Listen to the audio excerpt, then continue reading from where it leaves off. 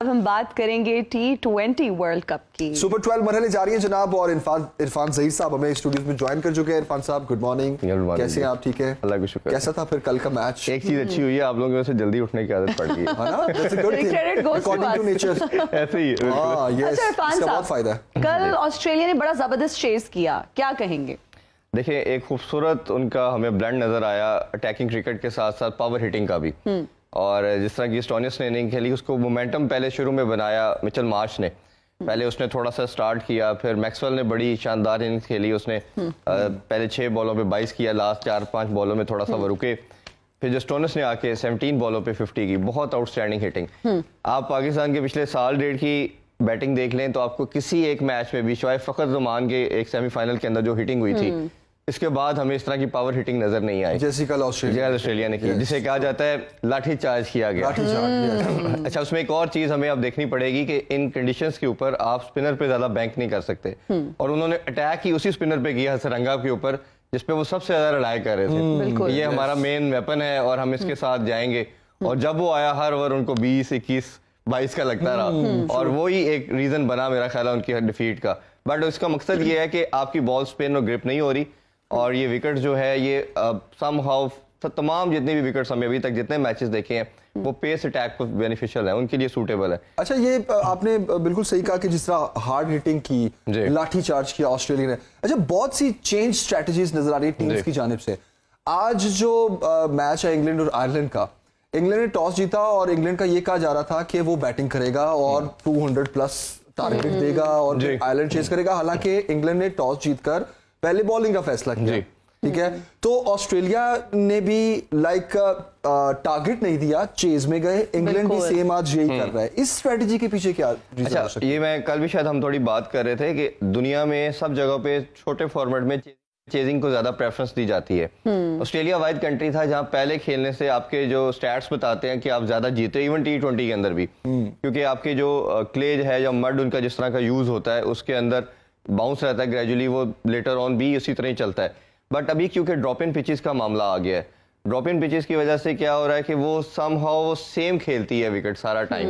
तो उनको जब वो इस चीज को रियलाइज कर रहे हैं अब तमाम टीम वक्त के साथ साथ कि अब ड्रॉप इन पिचेस की वजह से जब आपकी बॉल का सेम बाउंस है उसी तरह ही वो खेल रही है, तो वो फिर चेस को प्रेफरेंस दे रही है ताकि टारगेट हमारे सामने हो। और दूसरा उनके जमीन माइंड में ये भी है कि वेदर की भी फोरकास्ट, यू नेवर नो किस टाइम बारिश आ जाए। तो बारिश अगर आ गई, रेन का एलिमेंट आ जाता है, तो फिर चेजिंग आपके लिए बहुत कन्वीनियंट रहती है। आपको पता होता है इतने ओवर्स हैं, इतना रन हमने करना है, हमने उसके अकॉर्डिंगली खेलना है। क्योंकि पहले खेलते हुए तो आप फोर्स ही नहीं कर रहे होते क्या टारगेट ज्यादा अच्छा रहेगा। फिर वो चेजिंग के लिहाज से भी एक सबके माइंड में ये चीज चल रही है कि अगर किसी पॉट पे रेन आ जाती है और ओवर को कर्टेल कर दिया जाता है तो फिर हमें स्पेसिफिक आइडिया होगा कितने ओवर्स में कितना रन करना है। अच्छा, ये वेदर कंडीशन ही इसकी एक वजह, क्योंकि अगर देखा जाए तो इंग्लैंड और ऑस्ट्रेलिया जैसी टीम जो है वो तो बड़ा टारगेट देके पॉइंट्स टेबल बड़ा अच्छा अपना बना सकती हैं, लेकिन वो प्रेफर ये कर रहे हैं चेज। तो आपके ख्याल में दोनों एलिमेंट है जी। वैसे जैसे कहा कि वेदर भी एक सबके माइंड में चल रहा है, क्योंकि पूरा वो फोरकास्ट बता रहे हैं 15-20 दिन इसी तरह का क्लाउडी भी चल रहा है। यू नेवर नो किस टाइम ड्रिजल हो जाए, बारिश हो जाए, तो उसको भी एलिमेंट को और आपकी बात बिल्कुल ठीक है। वो जो पिचेस वाला मामला है वो टेक्नोलॉजी अब टेक्नोलॉजी का दौर है। ये तो हमारे जो चेयरमैन साहब है रमीज राजा साहब ने भी बात की और उस पर हमने भी बड़ा क्रिटिसाइज किया कि ये तो मल्टीपर्पज ग्राउंड के लिए यूज होती है।